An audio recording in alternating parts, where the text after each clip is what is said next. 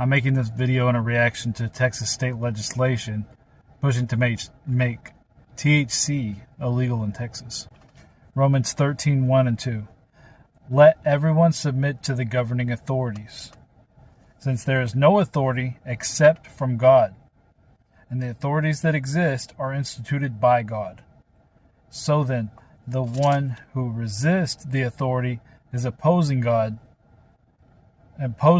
command, and those who oppose it will bring judgment on themselves. Here's what's going down in Texas. So rather than getting involved in the regulation of these products, the Texas government decided to make all forms of THC illegal. What the government fails to see is that accessible and easy are not one and the same. If people's only source of cannabis is from a smoke shop, they're not going to be subjected to other types of drugs like you would at a drug dealer's house. At age 18 or 19, I almost submitted to peer pressure and did meth. Thank God I did not go down that road. This is what we'll be subjecting young people to. And it's not more difficult, just way more dangerous. History repeats itself. Remember the alcohol prohibition? So similarly, if the government makes THC illegal, the citizens will still have to make the conscious decision to abide by the law.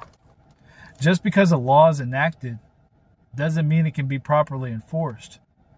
We're already low on manpower and law enforcement everywhere. And the war on drugs is already a losing battle. While we can't be 100% sure what the motives of these that are pushing the legislation, we can be 100% sure about our intentions and our motives. Proverbs 21:2 and 3 says, all a person's way seems right to him, but the Lord weighs hearts. Doing what is righteous and just is more acceptable to the Lord than sacrifice. We're not to judge.